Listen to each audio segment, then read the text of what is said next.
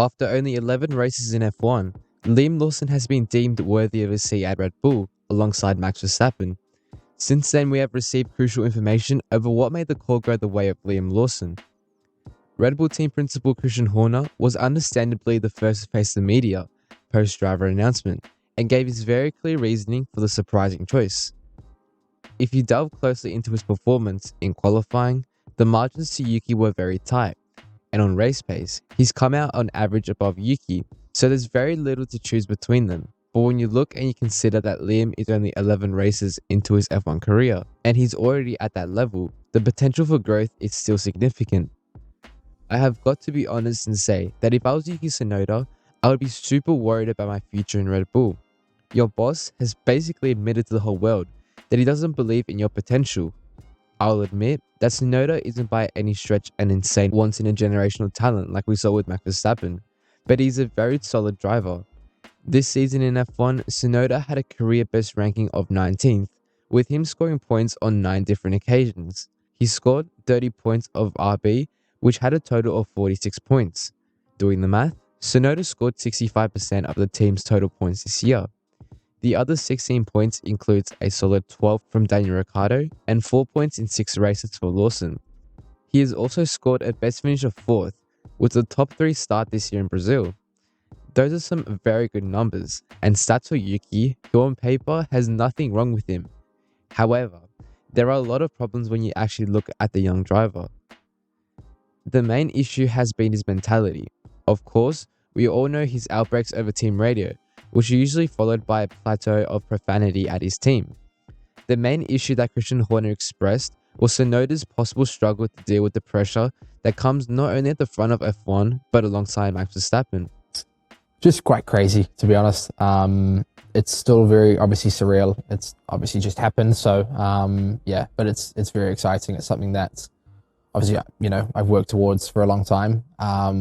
Probably didn't expect it this quick, but obviously something that I feel ready for and I'm excited for it. Kind of wild as well, because 12 months ago, from sitting here, you didn't have a race seat for the following season. You obviously come back this year. Even 6 months ago. Yeah, 6 months ago. How do you reflect on this past couple months? Because it's been such a whirlwind for you, just from, what was it, Singapore coming, Ricciardo's last race, you coming back in Austin. From that point to now, it must feel kind of a crazy journey to have been on. Yeah, it is crazy. I think I knew the opportunity that was coming, and I knew that it was looking like it was going to happen towards the end of this year. And I also knew that coming in, it was almost not an audition, but in a way, an audition for the Red Bull seat, just because obviously the team at that point were losing the constructors and they were looking to make a change. And it wasn't, specifically you do this job and you get a Red Bull seat. It was, anytime that you're in the sister team, you know that you're auditioning for a Red Bull seat in the future. So I knew coming in that's what was happening. But to be honest, I wasn't expecting it towards the end of the year. That was more of probably a recent thing. Liam has got the right character to be able to cope with the pressure of Max's teammate, Horner said, and the expectations on him are very clear. We're not expecting him to beat Max. Max is a generational talent. The key phrase here is cope with the pressure. Verstappen has been the teammate killer in recent times, with him having damaged the careers of Daniel Kvyat, Daniel Ricciardo, Pierre Gasly, Alexander Albon, and most recently Sergio Perez. Being a teammate of Max has caused undeniable damage to all these drivers, who once had a promising career and now sit in the bottom of F1 or out of F1 entirely. The only driver who seems to be overcoming this fate is Pierre Gasly, who actually jumped ship on his own terms.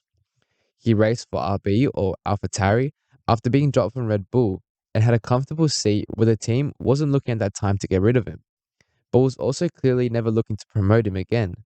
He left for Alpine and has enjoyed 2 podiums in 2 years with his new outfit. But why do I bring this up, you may be asking? Because this situation seems to me at least to be extremely similar to Yuki Tsunoda's. Like, scary similar. Red Bull isn't taking him seriously and there is no future at the team for him. We're acutely aware that if we're not able to provide an opportunity for Yuki being promoted, in all honesty, this year, does it make sense? Horner said. You can't have a driver in the support team for 5 years. You can't always be the bridesmaid. You've got to let them go at that point, or look at something different. Another season in RB for Tsunoda will and has made him the longest serving driver ever since Toro Rosso, the original name of the team, was founded. 5 years in a junior team is like being held back at school, and now finding yourself with kids way younger than you, nobody's taking you seriously, and you're very much out of place. Sometimes you've just got to realize that this isn't a place for you, and you must move on to unlock your potential elsewhere. What do you think Tsunoda should do next? Do you believe Red Bull's call is unjust? Let me know in the comments below your opinion.